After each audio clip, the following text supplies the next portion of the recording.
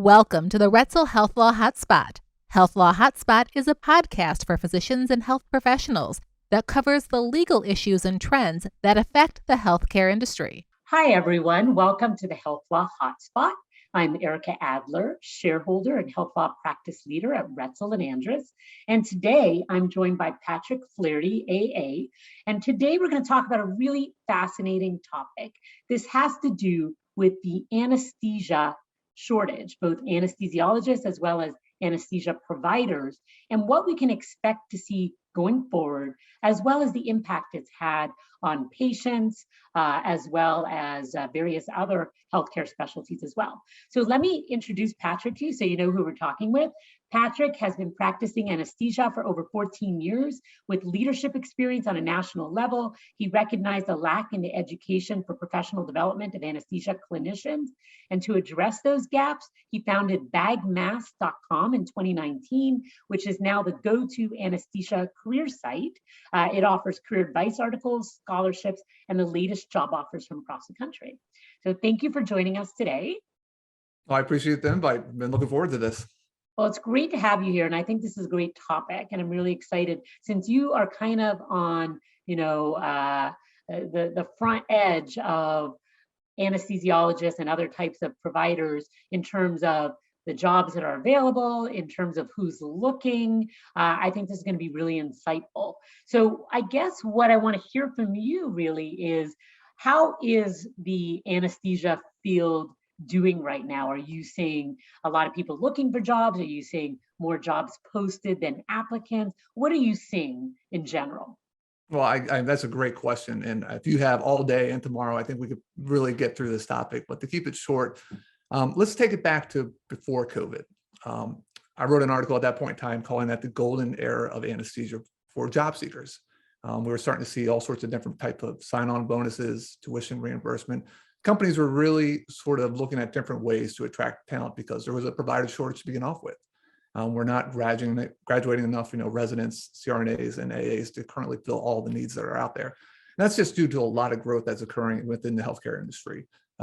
More surgery centers are opening up. Hospitals are expanding their coverage at different sites just outside of the OR. Before, we were very specific to the OR, but now you're seeing us go into other places in the hospital. We're in IR, we're in endo, we're doing TEs, these other locations that just don't encompass what you would think of what regular hospital ORs are.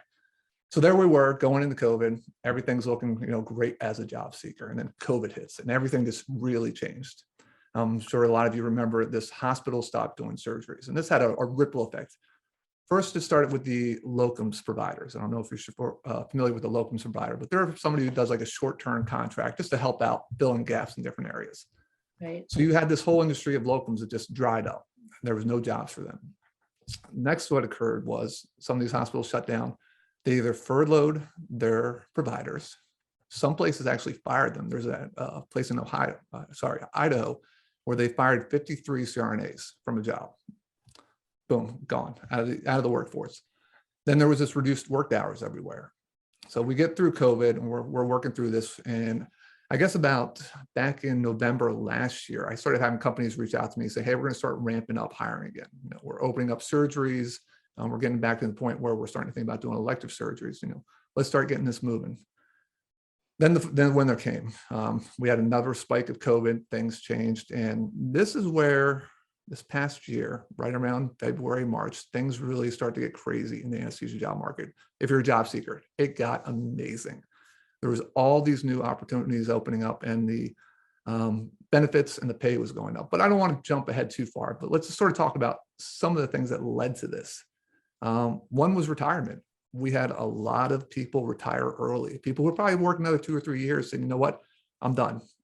What we've been through recently, I don't know how long this is going to continue to last. I'm just going to step away right now. I can take a step back and retire early. So now you have all this people that are leaving the workforce early. The next thing that happened was a lot of these people, or not a lot, but there was, people had spouses who were able to work online now. So they could take their job anywhere. Before, where like, we have to go to Miami because this is where my job is. And the spouse is now able to go anywhere. So you have these people relocating just based on where their spouse can now, just take a different job someplace. The third thing that happened, which was a big one that came from COVID, was a lot of these groups lost a ton of money. they weren't getting paid. And if you're not getting paid, you can't keep your services up. A lot of hospitals are already paying anesthesia companies stipends. A lot of anesthesia groups can't make enough money just off of what they're getting paid from the insurance company. So the hospital provides them the stipends. So we've seen a lot of anesthesia contracts lost over this past year. And what this has occurred is, just give you, say, a local group that's been there for 30 years. I think there's one this happened in Chicago recently, actually. They lost their contract. A national company came on in. And when the national company came in, all those original workers said, you know what, we're not going to work for you. We're going to go find a job someplace else. So now you have this hospital that has 30 openings all of a sudden. So we're seeing this all across the country. Some places are being hit a little bit harder than others, but this has had a large detriment to just trying to find people to work. The next part, I would say, is just a reevaluation of life. You know, went through COVID. A lot of people are burned out from taking care of COVID patients. They're thinking, no, do I need to be in this location? Do I need to be in Washington, D.C. to provide anesthesia, or can I go somewhere else? So you're starting to see them move. I know in the news we're seeing right now, we're seeing the title, The Great Resignation, a lot. I like to call it the Great Reshuffle. People are just moving to different places. All right. They're not necessarily quitting jobs. They're finding jobs other places, different parts of the world. So location was a big deal. I think the other thing that happened with this reevaluation is, as an anesthesia provider, when you're at a facility for multiple years, you get very comfortable. And that goes a long ways in as providing really good anesthesia care. You understand the team that you're working with, the facilities, the supplies that you have, and it makes it very difficult to leave a job. I was at my first job for about 10 years, and the only reason I left was because the hospital closed. I mean, I just felt comfortable there. I knew what I could expect every single day, and I liked working with everybody. And this has allowed people to rethink, you know, maybe I can actually take that step to do something else. I know in DC here, one of the hospitals recently, they lost about 8 CRNAs and AAs, all within a 4-month time period. And these are people who've been at the same facility for a long time. It's a great place to work, and people never really left. But COVID sort of gave them that, you know, that push out the door, like, what should I see out there?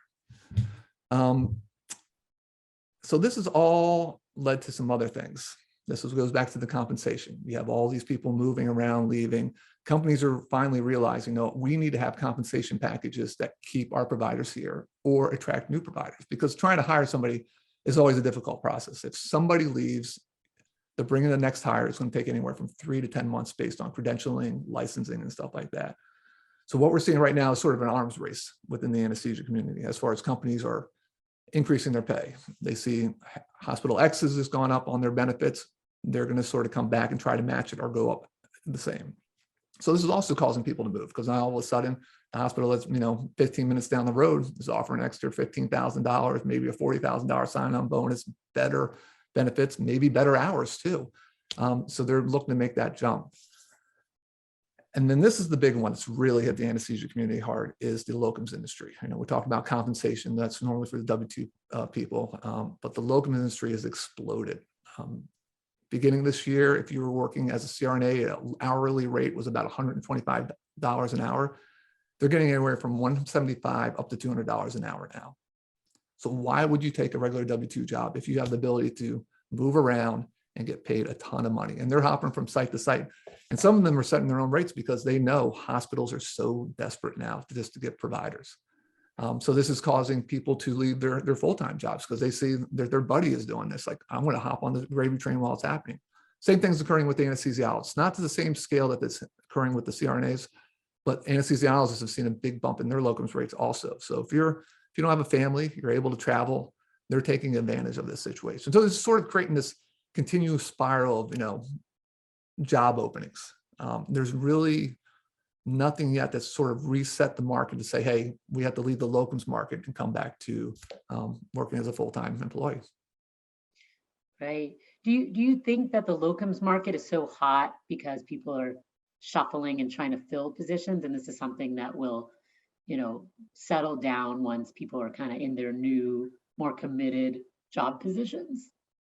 I mean, that could be one of it. I was at the ASA recently and talking to a bunch of different leaders about, you know, what's going to slow down the locums industry. And I went back to, I mean, this is a far-fetched theory, when we had the Great Recession in 2009. I mean, that's something that shrunk the locums industry to where people want just to have a full-time job. They want stability. I mean, we can start talking about the U.S. markets. I'm not in economics, but everybody keeps talking about, how the market's so hot right now. There's going to be some type of pullback. So that could potentially be one of them. But you're correct. It's because people are shuffling around so much that these hospitals need to fill in these little gaps in between. I know of another hospital just talked to in the Maryland area. They're losing 4 anesthesiologists over the next 4 months. All of a sudden, they just all sort of put in their resignations out at the same time. This creates a lot of pressure on that group now to bring in people quickly. And the only way to do that is through locums or trying to work PRN people. People will just sort of do part-time stuff, not necessarily locums. So yes, that is, I think that's a great point that you bring up. It is this reshuffling that is going to continue to fuel this locums market until it sort of settles down. And I think really nobody has an answer. Is it going to take COVID really just completely burning out for people to sort of feel a little more stable, or is this something that's going to take, a couple of years where, people are just sort of readjusting to the new norm? Well, and anesthesia is one of those, and there's other specialties as well, but I know here in the Chicago market, the lack of anesthesia in particular, there was one hospital, that terminated a contract, and they didn't really have another group ready to step in with physicians. And that had very much a trickle effect. So we had, for example, OB-GYNs that couldn't service their patients at the hospital where they traditionally had privileges. They didn't necessarily have another hospital where they had privileges. We had surgeons working at that hospital who couldn't provide services to their patients. And so obviously both of those are patient care issues, but the trickle down effect is that it's affecting also the business of those other practices. The surgeon doesn't get paid unless the surgeon works, right? And the OB-GYN doctors are having to reshuffle and send their patients elsewhere to practices that are largely already saturated, right? So we've got patient care and we've got lost business. So the inability to kind of provide the anesthesia services to the community really affects the hospitals, the patients, the other providers who depend on anesthesiologists. So I really think anesthesia is such an important piece of, a cog in that big wheel of healthcare services. And I guess I'm curious as to whether you're seeing any kind of trend where we could see that kind of incident happen again, like such a shortage, or do you feel like now there's enough movement where if they can't get permanent, they'll get locums? Like, are we going to be avoiding procedures and surgeries now just because there isn't enough, or is it more just, reallocating resources? I honestly think it's just we don't have enough providers coming out of training currently. We're trying to catch up for all those people that retired or people that quit early or maybe even looked on to a different type of profession. It's going to really take graduating more residents, increasing the residency programs. I know the CRNAs and the AAs on their sides are starting to introduce more schools. That's definitely going to have an effect. But that effect's not going to take place until 3 or 5 years down the line, as the programs start getting ramped up and graduated. Right. So I just think it's really a provider shortage issue that's going to continue on. It can continue on for a decade because you think about all these baby boomers who are going to be retiring the next 5 to 10 years also, just adding on to this effect. There's going to have to be a giant push. I don't know where that comes from. I don't know if it comes from government subsidies or encouragement to increase the amount of people who are starting to go into this field. But I would be very curious to also find out from the universities on their side, are they still seeing the same amount of applicants applying for these positions after they've seen what happened this past year? I mean, they're reading all these stories, hearing all these stories about these, not even just anesthesia providers, but all sorts of doctors and nurses being put in these tough situations of, being in ICUs with people just dying, bodies stacking up on the side of the road in trucks. That's a big deterrent for a lot of people. And we don't really know how that's going to play yet in the medical community. Absolutely. And I guess, one of the more concerning things would be, the competition. So if you can go somewhere and get paid really well, then you're not going to go to those places that can't pay as well. So, perhaps lower, income areas, rural areas, less financially, less rich, so to speak, hospitals.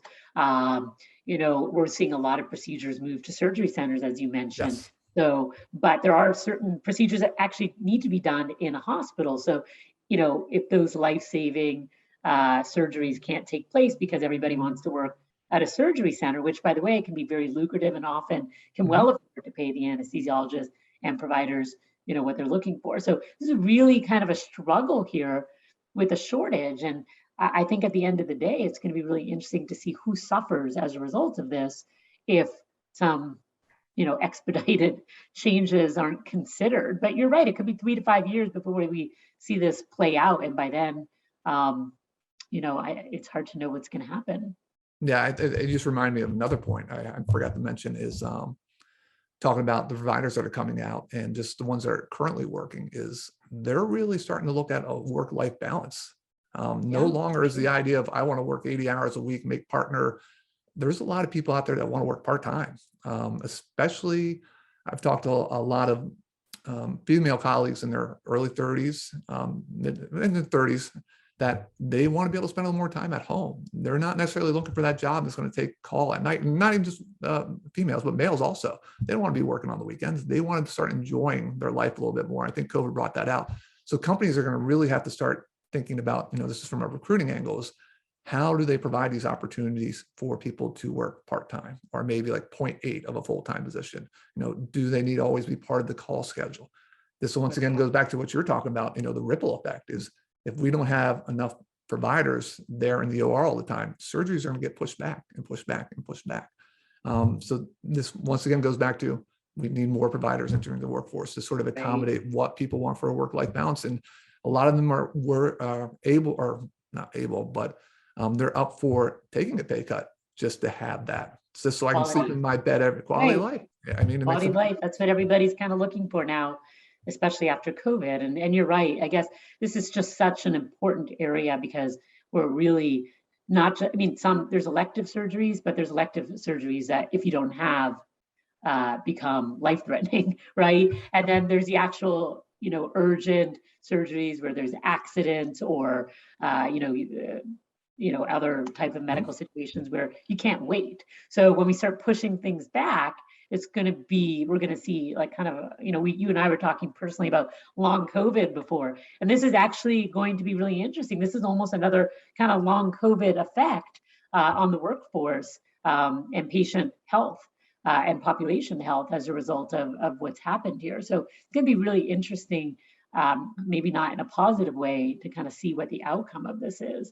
From a recruiting standpoint, and I know, your site posts jobs. Obviously it's going to be whoever posts the best location, the best hours, the best perks, etc., is going to get that candidate. On the other side of things, and that's where I come in, when I'm looking at these contracts for my candidates or I'm writing the contracts for my group, it's going to be important for us from a lawyer and from a hiring perspective for practices to also, be aware that, the market is really tight right now. So we've got to maybe give in on things we otherwise would have fought over in a normal contract negotiation, right?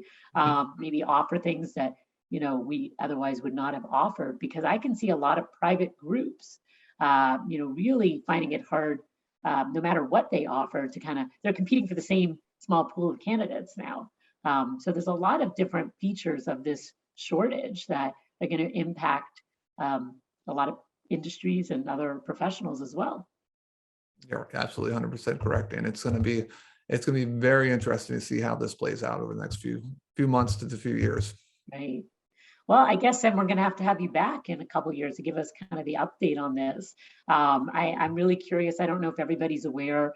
I think everybody who's a medical professional is likely aware of the shortage and how it's impacting people, but other listeners out there may not be aware of really the impact that COVID has had on anesthesia providers, and that the shortage of anesthesia providers has had on patients and the community at large. So I think this is a great topic. All right, so any last thoughts you want to share on this topic? I think it's been great. No, I think we covered a lot of stuff. I just hope everybody out there, stay safe during this. I know we're not quite through COVID quite yet, but just stay strong, keep doing what you're supposed to be doing. Great, good advice. All right, well, Patrick Flaherty, thanks for joining us today. And for all of you out there, please feel free to check out our other podcasts at ralaw.com. You can also Google the Health Law Hotspot and you'll find us there as well. We hope you'll join us next time. Thanks so much. The Roetzel Health Law Hotspot is made available by the firm and its attorneys for educational purposes and to provide general information, not to provide specific legal advice. Use of the Roetzel Health Law Hotspot does not create an attorney-client relationship between you and the firm or any of its attorneys. The The Roetzel Health Law Hotspot should not be used as a substitute for competent legal advice, and you should contact an attorney in your state about any legal needs or questions you may have.